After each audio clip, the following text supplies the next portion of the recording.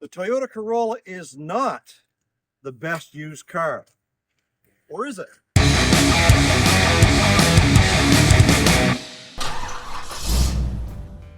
Guys, it's Jason here from Olde Carr Guy. If you've been watching my channel any at all, you know that I do these videos called Is Blank the Best Used Car? Well, today we're talking about the Toyota Corolla. We all know how well Toyota has done in the market. They're generally very reliable, and they have been for years. Fuel efficient, economical, but when it comes time to buy them in the used market, they're generally more money. We're going to talk about that in this video, but first, let's look at the car. We'll talk about all the features it has, and then we'll talk about, well, some of the bad things. Yes, Toyota has bad things about the Corolla. This is the 10th generation of the Toyota Corolla. This is a 2011, but the 10th generation went from 2009 all the way to 13. Now, generally Toyotas and the Corollas, they'll run for a 6-year term. This model was only done for 5. Well, the reason for that was sales started to drop in 2013, but they said we need a refresh and we need it fast. Let's jump in here real close and we'll take a look at some of the features of what I consider to be the world's best selling car. So the first thing that we're going to talk about is the style, or lack thereof. One thing that I find that Toyota has never been big on is style. They had reliability and long-term cost of ownership in mind with these cars. So when you look at this car, it just looks like any other four-door sedan that's rolling down the road. Let's come around to the back. This 2011 model is your mid-level. It is an LE, but it is kind of stripped down. It still has hubcaps, no aluminum wheels. And some of the features that you get with the LE model are the painted door handles as well as the painted mirrors. Some levels you also got the option for the aluminum wheels, but in this case you're getting just hubcaps. As we pop the trunk, you get all your standard features with your spare tire underneath, and yes guys, it actually does come with a spare tire. In the back you've got your 60-40 split bench. The one thing I don't like about it is on the Corolla is your locks to push those seats forward is in the trunk, which means you got to get in the trunk first before folding down those seats.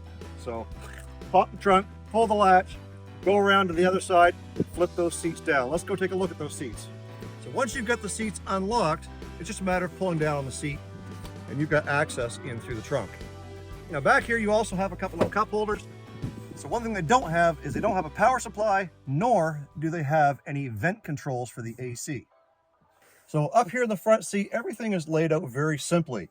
All your dash controls, radio and CD, everything is very easy to use. And this one has an automatic transmission. You do have some storage up top here, as well as the glove box, and each of your doors have the map pockets. When sitting in the driver's seat, your instrument cluster is pretty basic. You've got a tachometer, you've got your temperature gauge, your fuel, and your speedo.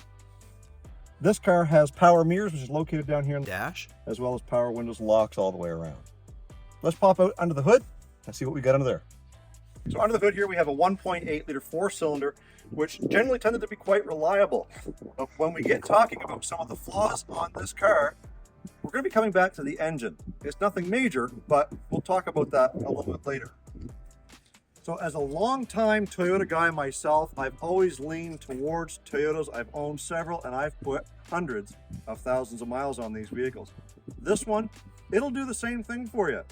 But before we get into picking these things apart and telling you what you should be looking for before you buy one, we want to talk a little bit about the history of the Corolla.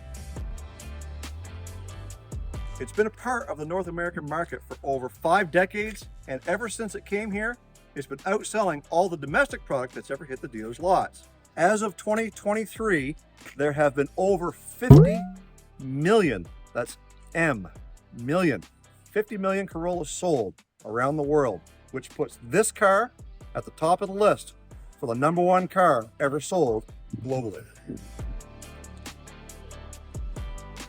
So I don't think we need to talk too much about the reliability of these cars. We all know that Toyota in general is very reliable.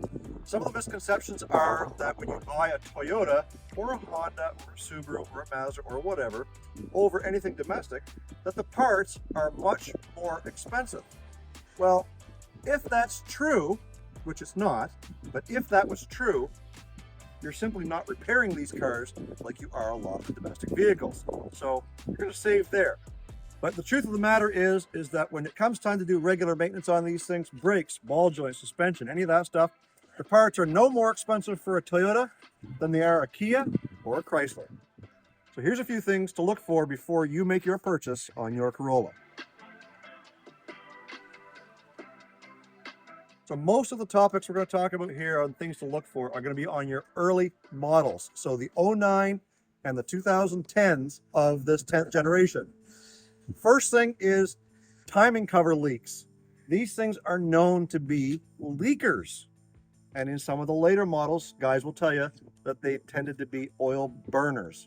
Well, I'm a firm believer that if the car is well maintained over the years, you'll not experience oil burning as a reflection of the quality of the vehicle. It's based on maintenance. If you're not looking after your cars, these are some of the problems you're going to run into. So take a look right down in here at where your serpentine belt is, and if it's dry, you're in good shape. But if it's wet, especially down near the bottom, that's how you're going to know your timing cover is leaking, and it's something that you guys should be paying attention to. So while we're under the hood, this is a great place to take a look at your strut mounts. These cars were known for bad quality struts, and when the struts go bad, they beat out the strut mounts. And if you look at this car, on both sides, the strut mounts and the struts both have already been replaced. And one more thing while we're in here, underneath the hood, is alternators. Apparently, these things were known for alternators, but again, we're talking early 09 and 10 models. This is an 11. You shouldn't have to worry too much about this one. Also, while you're in there, looking at oil leaks and looking at the alternator, check on that water pump. Make sure it's not leaking. So a couple of things to keep in mind while you're in here on the interior is if you're a tall guy like me, I'm 6'2". I don't find these seats adjust well enough for me to get 100% comfortable. They're not bad, but for instance, this seat is all the way back as far as it'll go. I feel like I should be at least 3 inches further back. Another thing to keep in mind, this style HVAC control, all of these dials, apparently were quite weak. On this car, either they've already been replaced or they're still in good working order, but they have buttons in the centers. When you press those buttons, sometimes the whole thing would drive right through. Is that a quality issue? Absolutely.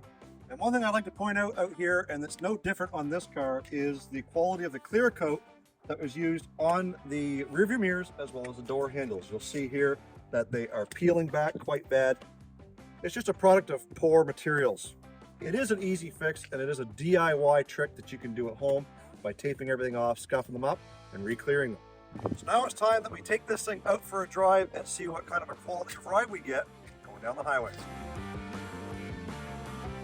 So another thing to keep in mind, guys, when you are test driving a vehicle, whether it's at a dealership or whether it's on someone's private lot, make sure you keep in mind that if the car has been sitting for a while, you're going to get a little bit of noise from the brakes because it's been sitting out, probably in the damp and the dew and the snow and the rain.